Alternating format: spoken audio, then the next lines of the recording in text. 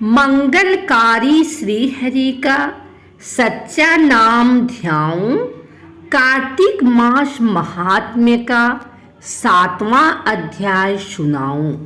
जय श्री कृष्णा, राधे राधे। आइए सुनते हैं कार्तिक मास महात्म्य का 7वां अध्याय। नारद जी ने कहा, हे राजन, कार्तिक मास में व्रत करने वालों के नियमों को मैं संक्षेप में बतलाता हूँ, उसे आप सुनिए।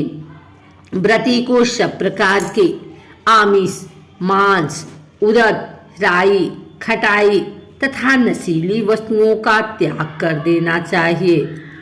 व्रती को दूसरे का अनुग्रहण नहीं करना चाहिए, किसी से द्वेष नहीं करना चाहिए और तीर्थ के अतिरिक्त अन्य कोई यात्रा नहीं करनी चाहिए। देवता, वेद, ब्राह्मण, गाय, व्रती, नारी, राजा तथा गुरुजनों की निंदा भी नहीं करनी चाहिए। व्रती को दाल, तिल, पकवान व दान किया हुआ भोजन ग्रहण नहीं करना चाहिए। किसी की चुगली या निंदा भी नहीं करनी चाहिए। किसी भी जीव का मांस नहीं छूना चाहिए। पान, कत्था, चूना, नींबू, मसूर, वासी तथा जूठे अन्न का भी प्रयोग नहीं करना चाहिए। गाय, बकरी तथा भैंस के अतिरिक्त अन्य किसी पशु का दूध नहीं पीना चाहिए। कांस्य के पात्र में रखा हुआ पंचगव्य बहुत छोटे घड़े का पानी तथा केवल अपने लिए ही पका हुआ अन्न प्रयोग करना चाहिए। कार्तिक माह का व्रत करने वाले मनुष्य को सदैव ब्रह्मचर्य का पालन करना चाहिए। उसे धरती पर सोना चाहिए और दिन के चौथे पहर में केवल एक बार पत्तल में भोजन करना चाहिए। व्रती कार्तिक माह में केवल नरक चतुर्दशी, जिसे छोटी दिवाली भी कहा जाता है, के दिन ही शरीर में तेल लगा सकता है।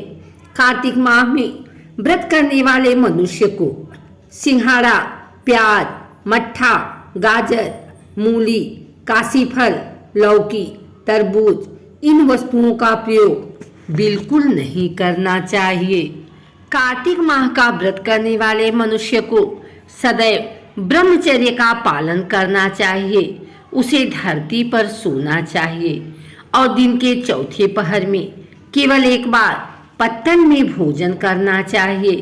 व्रती कार्तिक माह में केवल नरक चतुर्दशी, जिसे छोटी दिवाली भी कहा जाता है, के दिन ही शरीर में तेल लगा सकता है।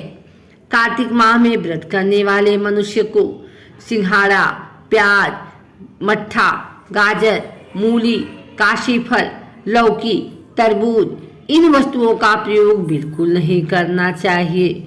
रजस्वला, चांडाल, पापी, मलेच्छ, पतित, व्रतहीन, ब्राह्मण द्रोही और नास्तिकों से बातचीत नहीं करनी चाहिए।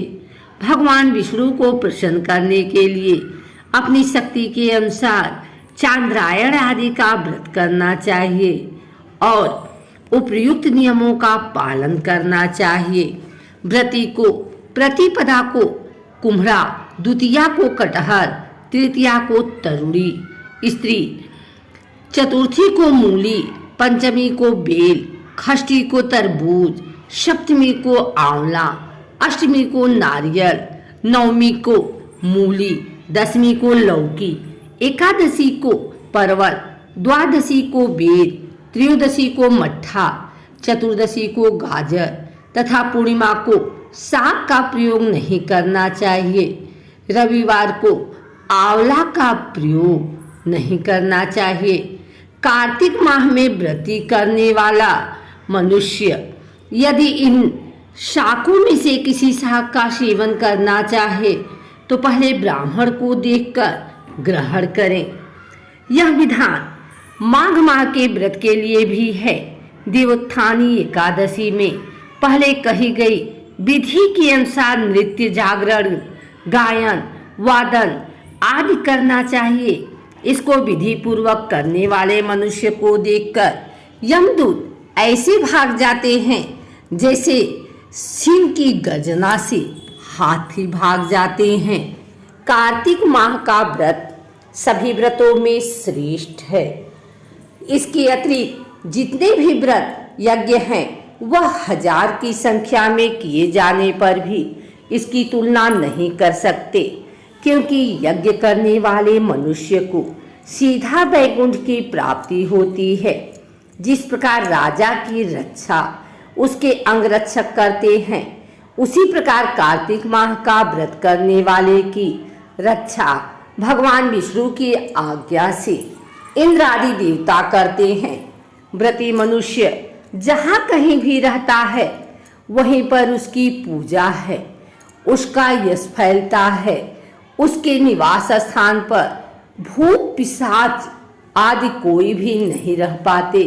विधि पूर्वक कार्तिक माह का व्रत करने वाले मनुष्यों के पुण्यों का वर्णन करने में ब्रह्मा जी भी असमर्थ हैं। यह व्रत सभी पापों को नष्ट करने वाला, पुत्र पौत्र प्रदान करने वाला और धन धान्य की वृद्धि करने वाला है। अगर आपको हमारी वीडियो अच्छी लगी हो तो इसे लाइक करें, कमेंट करें, शेयर करें। हमारे चैनल को सब्सक्राइब करके बेल नोटिफिकेशन ऑल पर सेट कर लें, ताकि आगे आने वाली वीडियो सबसे पहले आप तक पहुंच सके। धन्यवाद।